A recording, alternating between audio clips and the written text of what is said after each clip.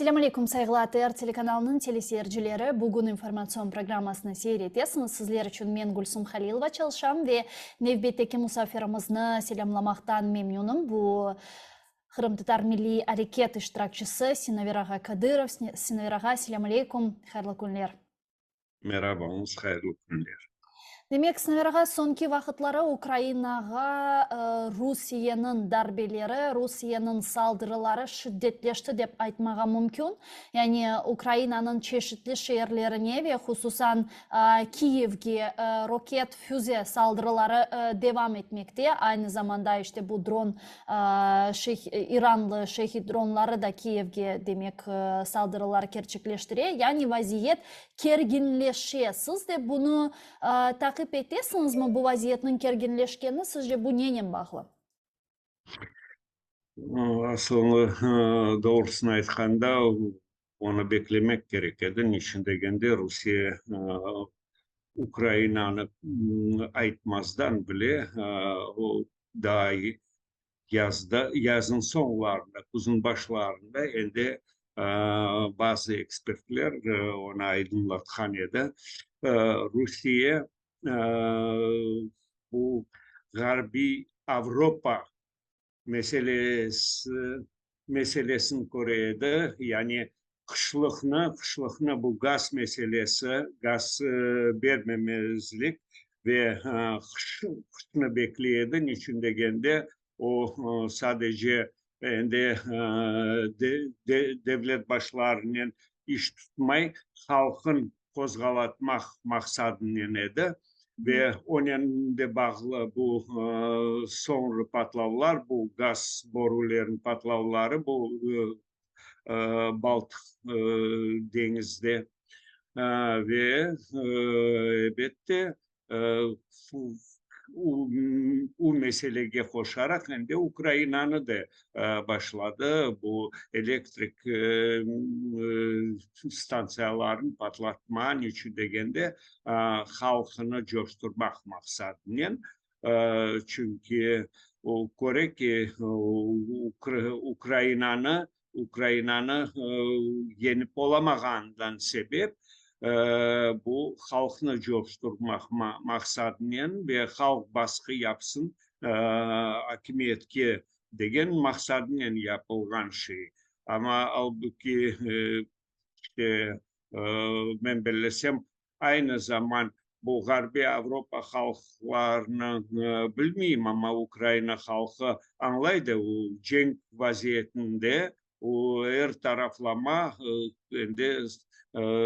dayanmak mecburi halinde kalganını ular anlayırlar ve kimyen iş tutkanlarını bilip durup ben belirlesem evet çok zarar getirebilir ve lakin halk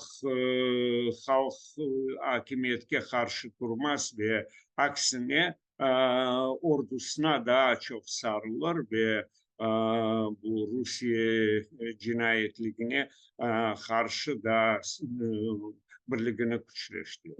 Ya Avrupa hakkında aynısını aytabiliriz mi? Bir taraftan Ukrayna prezidenti Vladimir Zelenskiy bütün Ukrayna halkı adından Rusyasız ama suvsuz, elektriksiz, gazsız bulunmağa hazır olganımızı seslendirdi. Ve fakat Avrupa hakkında, Avrupa memleketleri hakkında aynısını aytabiliriz mi? Zira Rusya onlara da binaen demek bu elektrik gaz şantajını yapmakta. Kış da yakınlaşa. Bilesizmi Avrupaga kelgende biraz xiyin aytmaga, lakin biz nege esaslanamiz ileride Avrupa memleketleri ekseriyetle bu Rusya stratejisini anlap durup men bellesem halkına çaresi olan kadar anlatır ve lakin ular bileler. Şimdi Ukrayna yıkılsa, Ukrayna'nı zapt etse, bu cenkni yutsa Rusya Avrupa'nın geleceği çok zayıf oldu. Ondan sebep ben bellesem Avrupa halkına bakmadan bakmadan hakimiyetler, Birleşmiş Avrupa bu razı olmaz ve çaresi olgan kadar daha tezleştirir ve güçleştirir öz yardımını Ukrayna'ya. Niçin degende o alda cenkin tez bitmeyesini çarelerine bakar.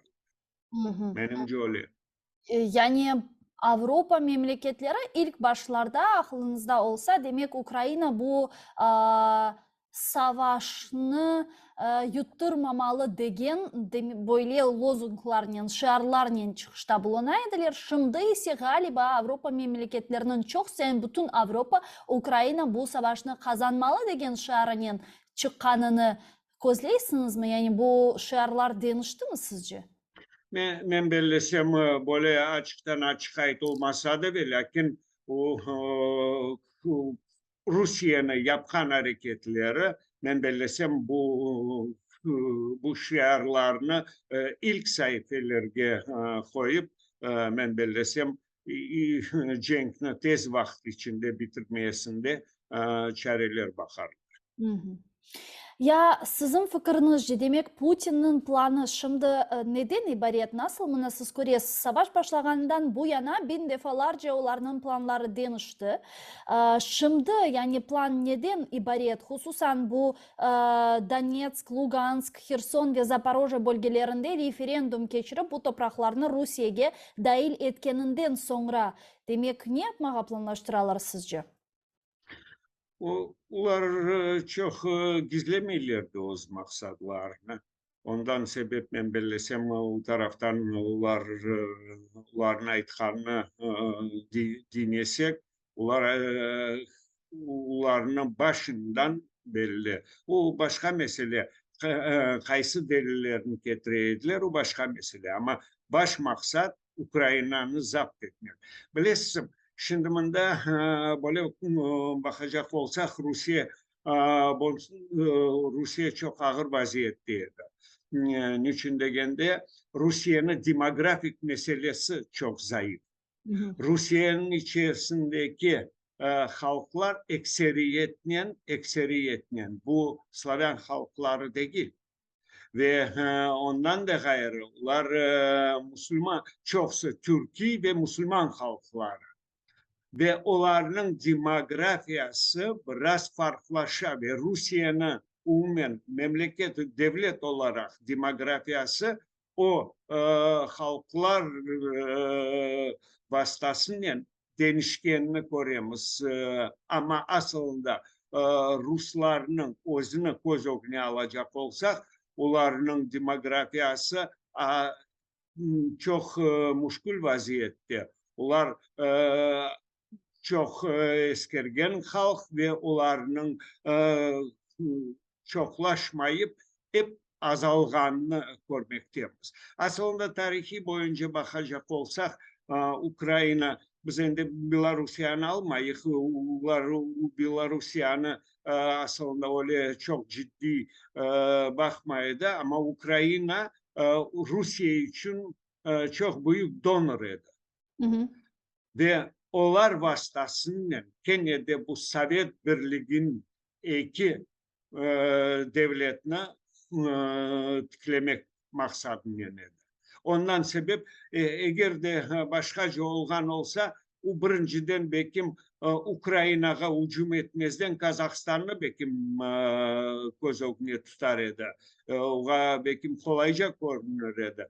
Ve lakin onlar anlaylar birinci mesele onlarga Ukrayna donör şeklinde gerekedi. Hı hı. Ondan sebep men bellesem onların baş maksadı bu Ukrayna ve onların Ukrayna öyle karşılık göstergenini de göstergen sebebiyle de onların zıtı açığı çok artkanını görmekteyiz. Ular indi Ukraynalılarını çaresi olgan kadar gayip etmeye tırışacaklar. Eğer bizlerge uların taktikası bizge olmasa kimseye olmasın degendeyim. Çünkü bunlar pek yaxşı anlayırlar şimdi bu cenkin neticesinde galip çıkmasalar Ukrayna en büyük ne olacaklar, problem olacaklar onda anlaylar. Çünkü Rusya'nın içerisinde Ukrayna diasporası da çok büyük. Ve o alda şimdi bilirsin aklınızda olsa bu cenkte aslında 2014 senesine kadar Ukrayna'nın halkı ekseriyetle bu cenubi regionlarda yaşayan bu Kundoğu regionlarında yaşayan halk hep Rusya'ya bakıyordu. Çünkü Rusya'nın yaşayışı biraz yüksekçeydi. Paraları çokçaydı. Ondan sebep bunlar hep Rusya'ya koş çekerdiler. Halbuki bugün vaziyet değişiyor ve bu cenkin neticesinde Ukrayna galip çıktıktan sonra Ukrayna'nın iç vaziyeti değişecek ve yaşayış müddeti yükseleceğinden sebep Rusya'daki Ukrayna diasporası ve aslında Ukrayna sınırlarına yakın olan Ruslar biraz başkaca bakacaklar Ukrayna'ya. Ben belirlesem onu göz önüne alıp durup bunlar şimdi bilmelerini yapma. Ondan sebep çaresi olan kadar zarar getirmeye çalışıyorlar Ukrayna. Ama diğer yandan demek Rus siyasetçileri böyle uygun vaziyette müzakerelerge hazır olganlarını seslendirirler ve deyirler ki sanki dersin Rusya hazır, Ukrayna istemey.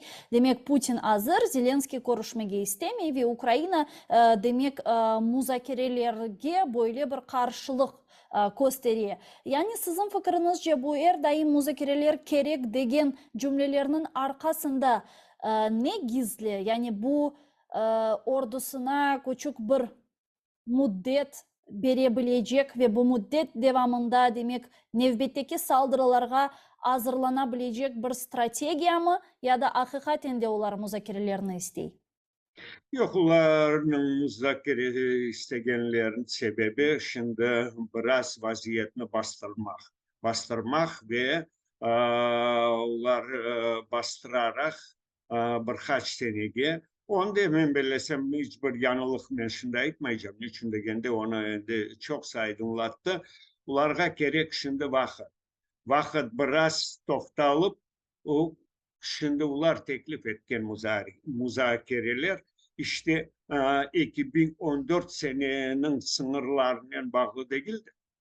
Bunlar bugünkü vaziyetini göz önüne alıp durup yani Ukrayna'nın 20 ende ben bilmesem 20 değil belki biraz fazladır faiz topraklarını zapt etkenden bunlar toktalmak istiyorlar ve ekseriyetle hücum edilecek sonra bu Avrupa memleketlerine bu sanksiyalarını alıp taşlamak. Ularga şimdi gerek vakit, müddet gerek özünü biraz toplap durup gene de para kazanıp biraz ularga şimdi vakit gerek biraz gene de ayakta durup sonra devam etmeye. Onu bilirsin. Hiçbir yanılık yok. Bu tarihine biraz 200 yıl içerisinde olup geçken vaziyetlerini göz önüne alacak olsak hiçbir yanılık yok. O hep tekrarlaştıra. O taktikanı hep işlettiriyor. Ya mına sizin fikrinizce Sovyet ordusunu şimdiki Rus ordusuyla kıyaslamaga mümkün mü? Doğru mu? Zira men yanlış bilmesem Marshal Zhukov da öz vaktinde demek yüz binlerce Rus askerlerini ölüme yollayıp böylece demek maksadının yerine getirilmesine aşıkaydı ama aynı zamanda da özünün askerlerini demek böyle soykırımga, böyle bir katliamga direkt yollay edi. Şimdi bunlarını kıyaslamaga mümkün mü sizce? Aynı şekilde Putin de mi davranı? Bilesizim onu kıyaslamak dep, Kenede Kenede Zhukov'un fikirdaşları ve ilahiri akademikler edi. Ularının harbi akademiyalarda bu subaylarını hazırlagan bu institutlar, училищелер olsun. Ular başka taktikini bilmiyorlar. Ular tek çoklukla yenip olalar. Hı hı. Ular başkaca kaysı bir Rusya'nı aslında tarih boyunca bakacak olsanız Rusya tek çoklukla yeniydi. İşte böyle bir kaysı bir ben bilmeyeyim taktikler işletmek, bilmeyeyim daha bir şey bir hiçbir yok edi. Uların ekseriyetle, ular çoklukla tek yeniydi. Hı hı. Ama mında çoklukta karşı, mında da azlık değil, ondan da gayrı görürsün. Rusya'nı toktatmak için siz Sovyet Birliği'nden tenleştirmeye başladınız. Aslında ikinci Cihan Cenk'in göz önüne alacak olsak, Alman askerlerin sayısı çok eksik edi Rusya Sovyetlerin askerlerine baktığında ve onların bu harbi hazırlanığı da biraz başkaydı. Onların silahı da artkaç edi Almanlarga bakkanda, Nemselerge bakkanda. Halbuki Nemselerin generaliteti taktik çok güzel işleteydiler ve ondan sebep ve askerler de bizlerin kino vasıtasından bilmeyeyim kaysı bir safsatalarla bizlerge Nemsiyani aslında ne değil bu Cenk Alvarma bilmegenlerine gösteriyediler ve ilahli balalıktan olsun. Ama böyle öğrenip gelsen halbuki bambaşkacaydı. Sonki bu Cenk'in son günlerinde Alman askerlerin sıralarına 15 yaşına ballar durup o kadar cesurluk göstergenediler de karşılık göstergenediler Sovyet askerlerine. Onlarını tamamıyla kaybetmeye tırıştılar. Hı hı. Onu, ama biz bugün Rusya'nın askerlerini görecek olsak o aslında o asker demeye de düşmüyor. Ve Sovyet Birliği'nin devrinde de bu men akrandaşlarım akılda ularla böyle sohbetleşseniz çok çeşit böyle bir vaziyetler ular hatırlayabilirler. Bilirler ne zaman gösterirdi. Aslında Sovyet ordusu da öyle içten zayıf edi. Onun silahı çok olgandan sebep, aslında halkı çok olgan. Sovyet Birliği'nin ordusu ben belirlesem en büyük ordu dünyadaydı. Ondan sebep elbette küçük. Ama Afganistan'a geldiğinde siz bakın nasıl Afganistan halkı ne kadar güçlü karşılık gösterdi. Ama anda askerinin ular askerinin savaşta da girdiler. Addi köylü erkeklerin ularının aslında başında tüfekleri bile yok idi. Ular multuk diyediler, barotla doldurup öyle karşılık başladılar göstermeye Sovyet Birliği'ne. Ve biraz bu garbi memleketlerin tarafından aynı zamanda Amerika Birleşmiş Memleket tarafından biraz stingerler verilgeninin Sovyetlerinde tamamıyla bir şey olamazlar. Onun için bilirsin o Rusya şimdi de o zaman da ama o zaman Sovyet Birliği degende unutmayın Varşavski Dogovor bloku var. Onun içinde Almanı da bu GDR olsun. Polonya, Çekya, Çekoslovakya o zaman, Macaristan, Vengriya, Romanya, Mongolia, bu bütün memleketler Kireydi Sovet Birliği'nden gayrı. Onun Hı. için aslında tengleştirmekin çaresi yok ve lakin böyle ruhi cihetten Sovet Sovet ordusu degende o ordunun içerisine bakacak olsan bu Ruslar ozu asker olarak çok böyle özünü göstermiyor. Hı hı. Ve şimdi demek Sovetler Birliği'yle kıyasladık da şunu soracak edim.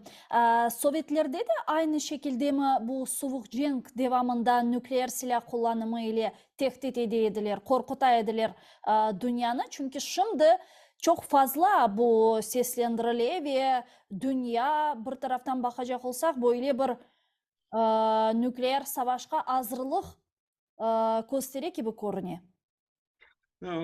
Bakın o zaman da şimdi hatırlasak Karibski krizis İyi. değilleri. Bu Sovet Birliği tarafından Kuba o aslında Birleşmiş Amerikan koltuğunun dibinde aslında. O zaman o nükleer silahını, raketlerini anda yerleştirmek maksadıyla bu krizis başlanganıydı. Ve bu krizisin toxtatmaq meselesinden elbette onlar geliştiler. Sovet Birliği Kuba'dan alıp çıktı. NATO yanlışmasam Türkiye'den alıp çıktı Hı hı. nükleer silahlarını. Ve o zaman biz unutmayız. O zaman da bu Cenk, ikinci Cihan Cenk'in daha yakında bitken ve savaşçılar elbette ki ekseriyetle bu Cenk'in geçirgen nesli de ve ularının biraz savaşa bakman meselesi, münasebeti biraz başkaydı. Ve hakikaten de unutmayın Amerika'nın da 45 senesi Japonya'ya iki nükleer bomba taşlagan meselesi Rusya demek bilesem hazır idi o vakti ve aynı zamanlarının hazır olan sebebinden de o Amerika bugün çok böyle artkaç güçlü. O zaman elbette öyle ben bilesem öyle de de o zaman NATO'da biraz zayıfçaydı. Niçin de kendi ekseriyetle kimanda Amerika Birleşmiş Milletleri Birleşmiş Amerika Devleti, Britanya, Frankistan bugün biraz o zaman Cenk'ti aslında Frankistan yutkan devletlerin sırasındaki gösterildiğine bakmadan Frankistan aslında Cenk'te öyle iştirak etmedi. İçinde kendi Nemseovarını tek zapt etti. Ama Türkiye'de bugünkü Türkiye ve o zamandaki Türkiye farklı Türkiye ve lakin unutmayın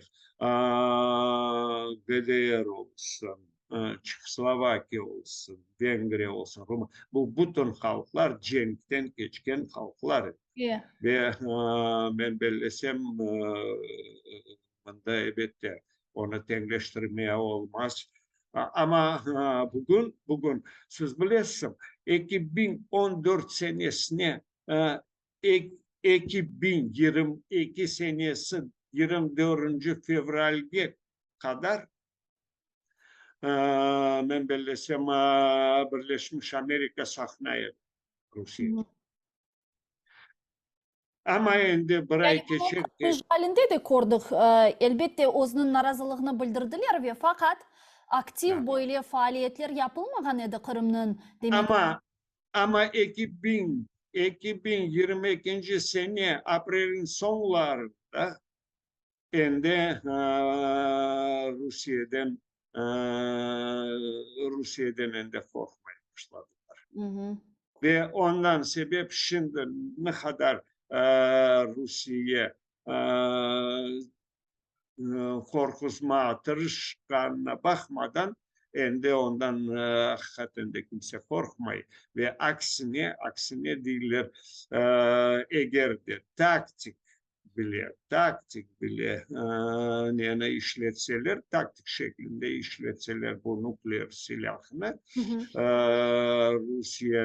Rusya'na bombalamış vaziyette açılacağını bildirdiler. Hı hı. Ondan sebep ben belirlesem şimdi Sizce yani bu nükleer silah kullanma ihtimali yüksek değil Putin taraftan?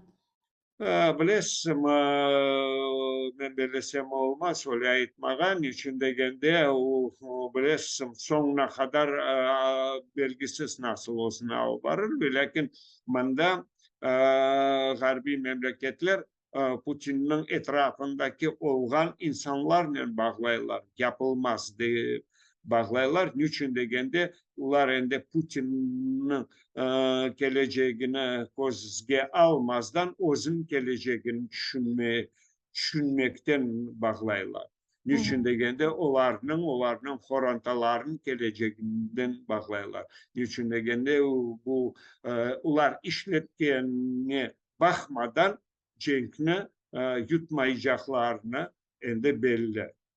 Ama onun neticesinde hakikaten de Nürnberg prosesi olacağını da aydın gösterir. Vaziyet aydın gösterir. Yani Ondan sebep var özün geleceğini düşünsünler degenine var.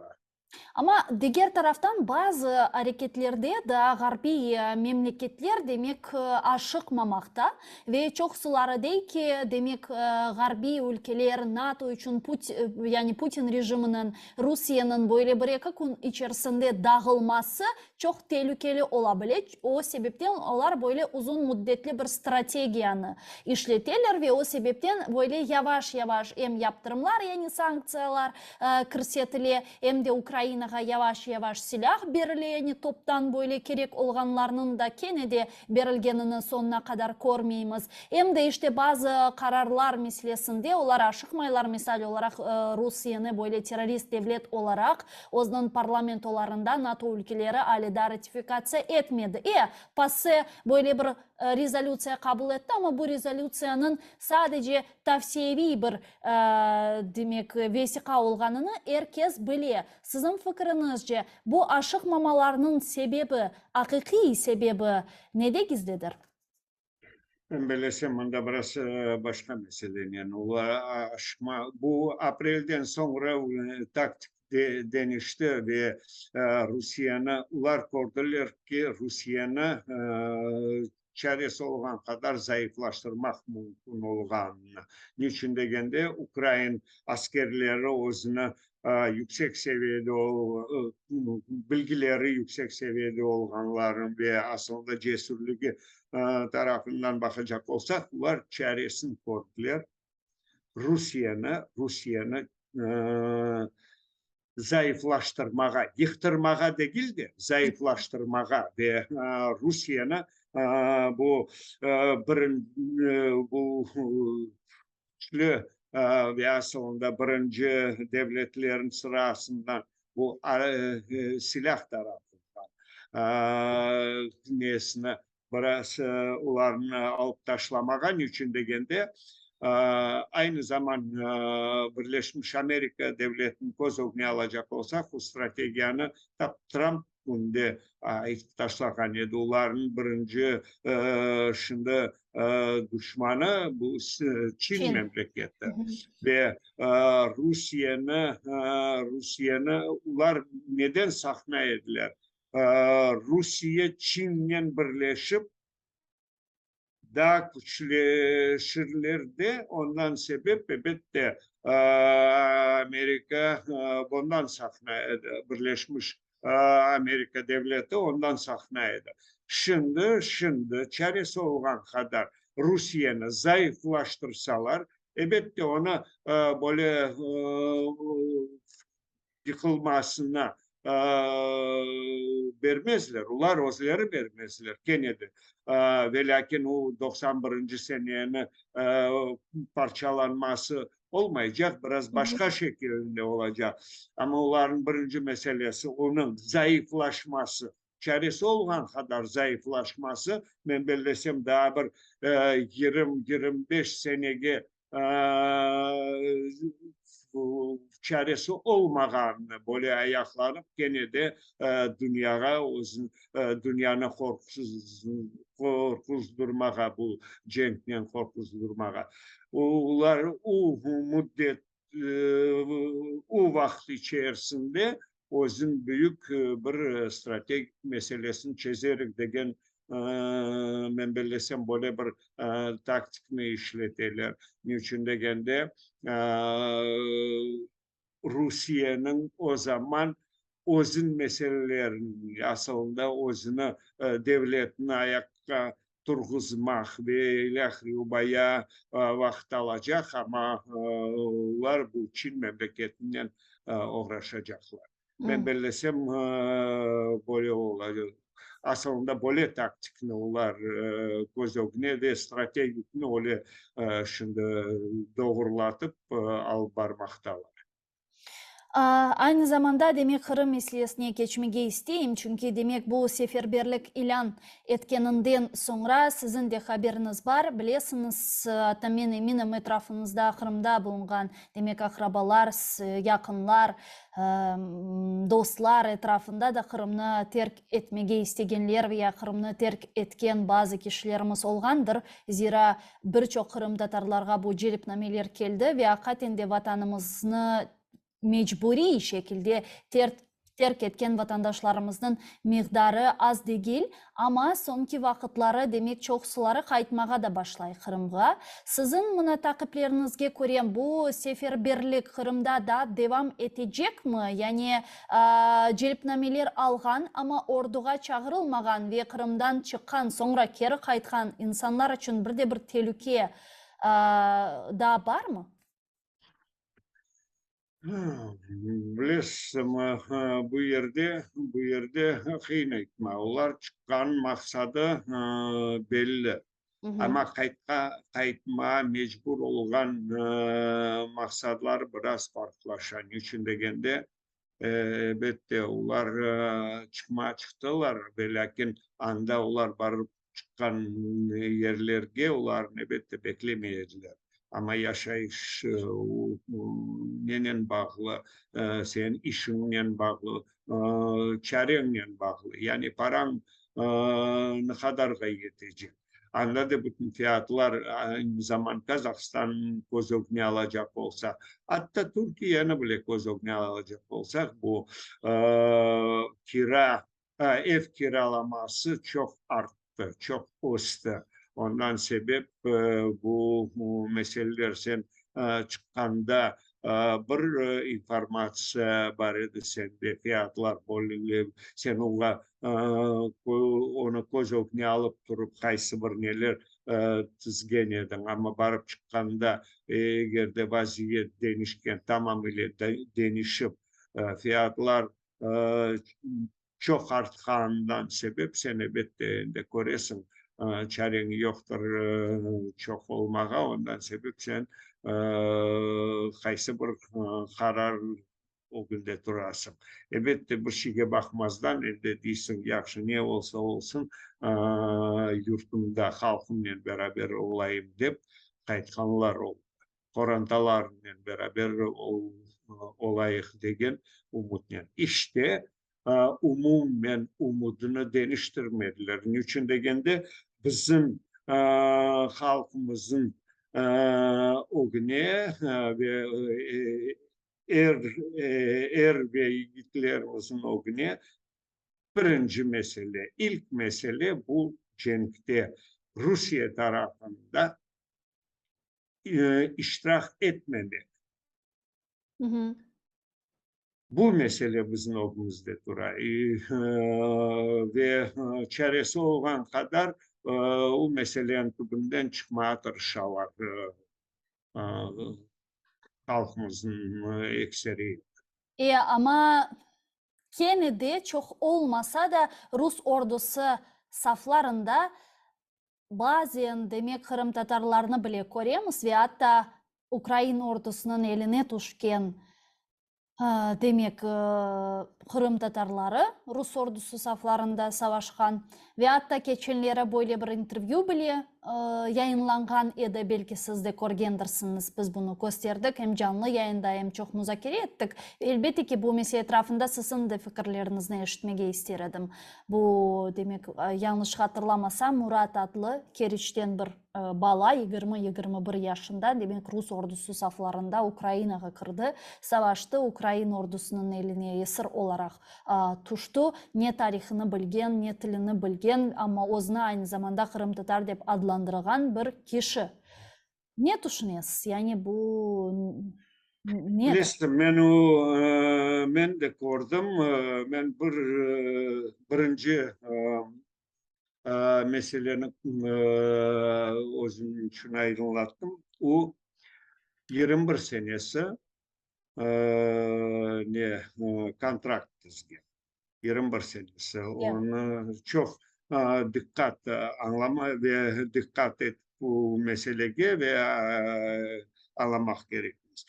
O men belesem işte Rusya tarafından bu bilmeyeyim büyük cenklerde iştirak edecek umudundan değil de aslında iş olmağından sebep kaysı bir horantama yardım vereyim degen maksadını elinden gelgen kadar o endi ordudan kaytarak yani onu orduya aldılar.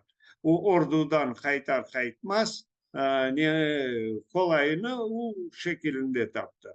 Ve lakin elbette terenden düşünmedi bu Rusya cenk alvargan memleket ve onu vaziyet denişebilir ve ona cenke yollarlar degen o aslında böyle bir fikirlerini akılda tutmagandır men bilesem. Ve öyle de görünüyor. Ama elbette senin de kontrakt tizgen son, senin de arabaya oturgan son dayanacaksın degen dayın. Böyle o balanı vaziyeti tamam oluyor. Da işte Rusya Rusya'nın bilmeyeyim kaysı bir propagandasına yetip durup Rusya tarafından bir cesurluk gösterecek dayın işte görünmüyor. Da biraz başkaca. Ondan sebep elbette bizler nege emniyet veremiz. O Kırım Tatar olgan. Elbette cahil bala ama onu cahilliğini devlet aslında men belesem bilesim. Manda tek Rusya'da değil de Ukrayna devleti de o sahabatını biraz tanımak gerek. Niçin degende o bala 14 senesi 15 yaşına balaydı. Demek 15 yaşına bala ende mektepte kaçıncı sınıfın bitireydi. Demek Ukrayna mekteplerinde tarihine aynı zaman Kırım'da okuyan balalar Kırım tarihini nasıl öğrenirler acaba? Bu yanda Ukrayna 10. tarihini 11. sınıf yani bu sonki yıllar. nasıl öğrenirler acaba? Ukrayna devleti özünün habatını boynuna alabilir mi? Niçin degende o bala tarihini bilmezden bilesizim ana baba bizim halkımız çok ağır vaziyette kalgan idi bu 91 seneden sonra. Hepsi bir şeysiz kalıp Kusaq toxluğuna çalışıp durup evsiz, barksız ballarını kotermeye gerek. Ana babalar ballarını mektepke yollaydılar. Onun uğraşmaya vakti yok edi. Hı hı. Ama mektep nasıl öğretiydi? Ondan sebep ben belirlesem Ukrayna devleti de biraz özüne kabahatini tanırarak değiştirmek gerek. Ama aynı zamanda mına men hatırlayayım, hatta men okugan yılları bu demek mekteplerde, Kırım mekteplerinde, anda bilesiz tarih derslerini bile alacak olsak bu ocağa bağlı olgan bir şey edi. Misal olarak bizim mektepte hocamız Kırım Tatarı olganı için tarih derslerinden, hatta dersliklerde yazılmagan, programada bulunmagan şeylerini bizge bir Kırım Tatarı olarak özünün duyguları, fikirlerinin anlataydı. Ama başka misal olarak mekteplerde işte tarih dersleri hocaları ya Ukrayna ya da Rus olganları sebebinden birçok meseleler etrafında hiç de laf etmeyi, hiç de anlatmayı, işte ballarla bu mesele etrafında laf etmeyi bile ediler. Yani bu her bir mektepte, her bir bölgede ocağa da bağlı olan bir şey edi. Ama devlet tarafından böyle net bir bilmeyeyim somut bir şekilde bunu öğretiniz, programmalar bu şekilde olmaganı sebebinden özünün üzerinde mesuliyet hissetken hocalar doğru şeylerini anlataydılar. Ama ballarının beyinlerini demek başka yönge, başka tarafka çevirgen hocalar da var. Misal olarak Sudak'ta demek Kırım Tatarlar, bilmeyeyim, ihanetçi Kırım Tatarlar, hain degen hocalar da var bugün Kırım'da. Yani buna da bence dikkat etmeli değil mi? Siz bakın, siz doğru ayttınız ama çok meraklı. Sizin mektebinizde tarih hocası kimdi? Kırım Tatarı İyi, idi. iyi. Yani Kırım Tatar hocası ekseriyetle öz derslerini alıp barganda başka bir nelerge esaslanaydı. Özün bilgisine esaslanaydı. Kaysı bir başka kitaplardan okup çıkan ve ilahiri. İşte Ukrayna tarih dersliklerine esaslanmayı. Doğru mu? İyi. Ama Kers şehri nasıl? Kers şehrinde Kırım Tatar halkı aynı zaman şehrin içinde 1% bile yok sayısı. O şavinist bir şehir. Ahyar nasıl şehir? Şavinist bir şehir. Hı hı. Yalta nasıl bir şehir? Şavinist bir şehir. Kefeni özüne alacak olsak bile şavinist bir şehir idi. Kefeni etrafında yaşayan köylerde Tatarlar özünü olganını bildirtmeye tırışaydılar. Ama şehirde biraz hıyıncaydı. Mınasa halkımız yok idi. Ve onu göz önüne almak gerekmiş. Onun için degende ben neden sebep aytam? Devlet tarafından aslında devlet marif Ukrayna'nın marif sistemi ve o marif sistemin içerisindeki olan problemler. İyi. Milli Meclis tarafından, kaysı bir teşkilatlarımız tarafından çok meseleler koteriliydi. Aynı zaman bu derslikler, tarih de Ukrayna'nın tarih dersliklerinin dereceleri meselesinde. Aslında onlar onu dinlemeyediler, kulak asmayediler. Hep degenden kayıtmayediler. Onların dersliklerinde ta son vakte kadar şimdi anda geçmiyorlar. Ben bilmiyorum. Anda Ukrayna içerisinde çok değişken eken bu tarih derslikleri. Kırım Tatarları birinci düşman olardı. İyi. Ve onu sakınmay, gizli sakınmay, korkmay hep ekseriyetle bu seçtiydik de Kırım'da olan meselelerini bu bizim mektep talebelerimiz rast gelgen meselelerde ana babaları kaysı vaziyetke düşkenlerini yani babasını böyle baskı ballarına baskı yapanlarını bu bütün özünden geçmiyor. Ondan sebep biz bu balanı aslında bilesem bu bu göz bakımından, bu nazari tarafından yanaşmak gerekmez. İşte evet netken, düşken. Ya niçin kimse emniyet vermiyor? Ben de ayıtmayayım Ukrayna'nın içerisindeki ne kadar Ukraynalılar bu aytayık bu DNR'le de közokne almayın. Kırım içerisinden ne kadar Ukraynalılar aslında bu Rus askerlerin sırasında.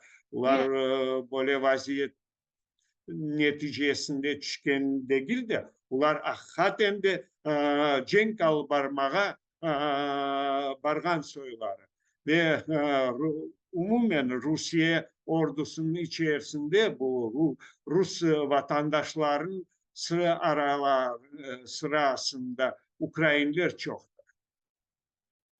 Men belesem onun için biz bilesim biz Kırım Tatar degende biraz ağırlık çekeriz ve doğru yapamız. Niçin degende bizde her bir insan bu bizim ya da halkımızın yüzü ya da kırı diyende. Onun için biz bu meseleye biraz ciddi emniyet veremiz ve yerde de özümüzün öyle al barmak gerekmez ve ne yapayız? Biz unutmayız böyle gibi Eyvas gibi pezevenklerini aslında Kenya'da Ukrayna cemiyeti meydanga getirdi.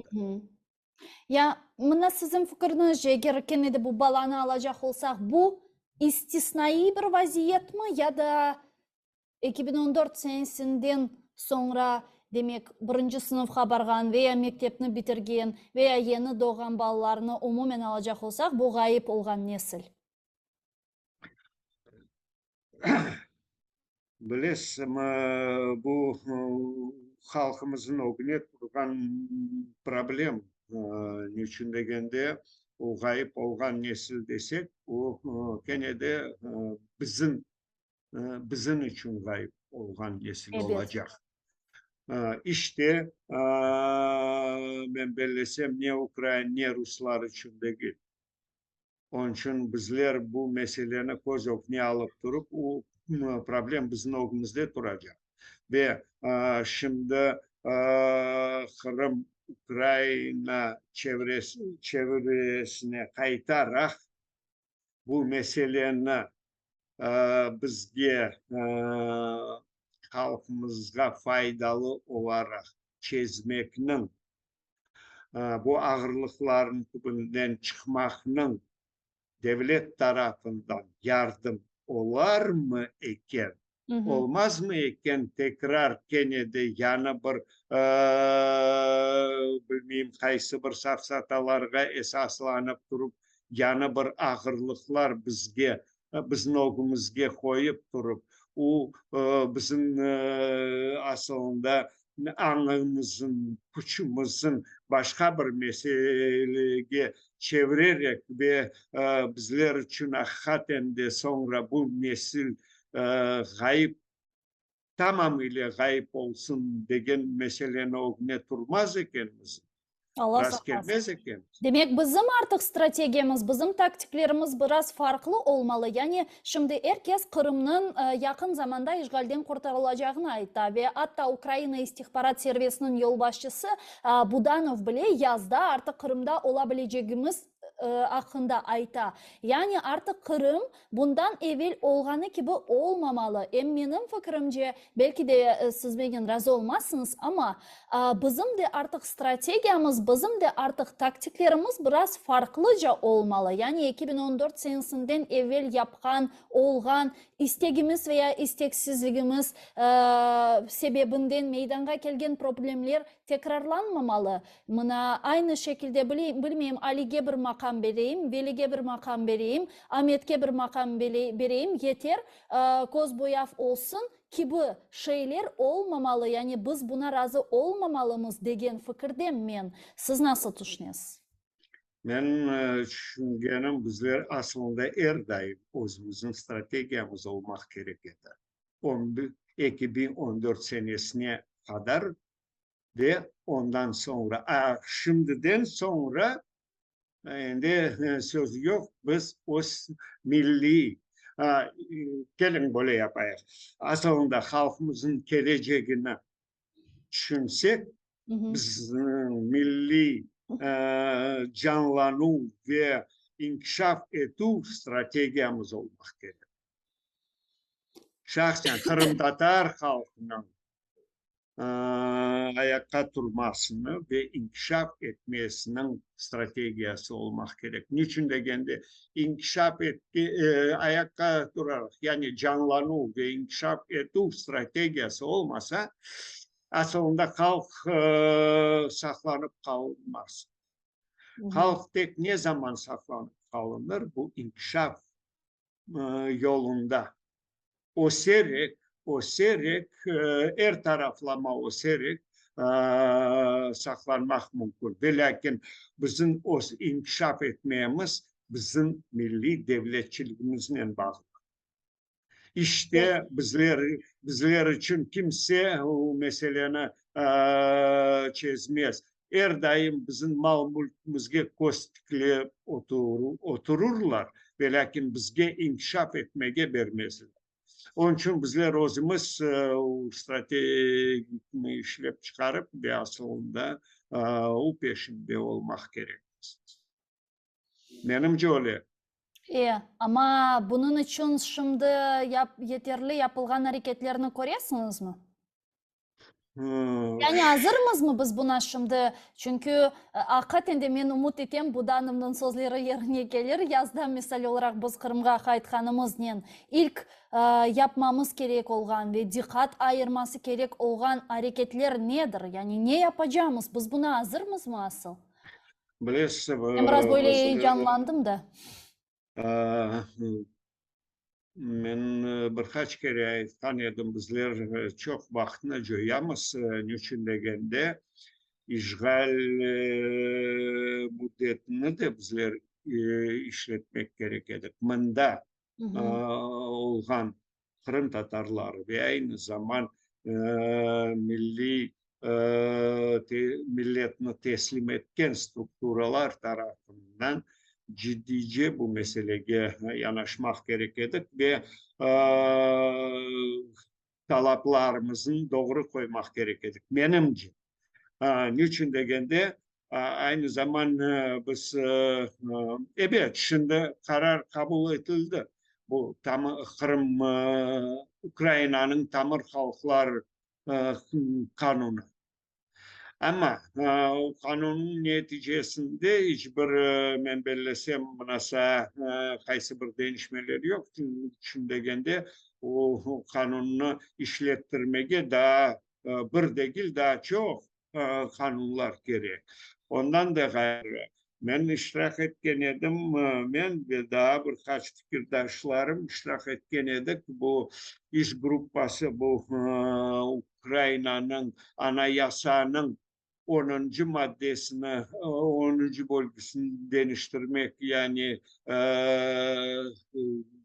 bu projektini işlep çıkarmak meselesi de aklımızda olsa bu 10. paragraf ne ARK hakkındaydı. Madde. Hı hı. E, ve lakin men bilmeyeyim kimgedir belki başkaca korunuyordur ama men o ne o grupның işlep çıkargan vesikanı göz önüne alacak olsak, umumen aslında Leyhan'ı göz önüne alacak olsak çok büyük değişmeler görmeyeyim. Hı hı. Ekseriyetle olganı dayın kalacak ve bilesim neyisi fark olacak, tek kurultay ve Milli Meclis tanılacak organlar dayın ve lakin onlarla böyle bilesim münakaşa şeklinde işlerini albaracaklar. İşte bu milletini temsil etken organ, bu devlet organı değil. Ama bilesim elbette devlet tarafından tanılacak ve lakin ona elinde bir şey olmayacak. Gene de onlar bizlerle bu münakaşada olarak ve lakin özleri karar alacak ve ilah. Hı hı. Bu karar almakta üçten biri bizde emiş olacak ve lakin üçten biri gene de o çokluk değil. Gene de çokluk olacak bu gelmeşeklerin sıralarında. Ama ularga kelgende men belesem işte bizim tutup alıngan baba dedelerimizden tutup alıngan mal kültürleri aslında hatta tarihimizin bile vermezler bizge öğrenmege bizim tarihimiz. O bizim tarihimizin onların gözleriyle öğreneceğimiz gene. Böyle ahire. Hı hı. Ondan sebep ben belesem biraz biz o talaplarımızın gene de Güçlendirmemiz. Hı hı. halkara anlaşmalarga, konvensiyalarda ve ben bilmeyeyim deklaratsiyalarga esaslanıp durup halkaralarına esaslanıp durup talep etmek gerekmez de utanmayın. Biz neden utanamız? Biz sen kim dersin kimdendir böyle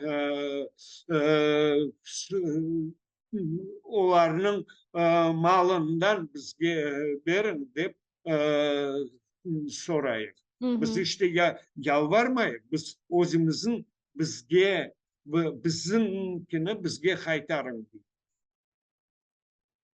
Mında yalvarmağa işte düşmeyin. Şüphesiz. Bu eğer de meni kolmeyem olsa sen üstünde.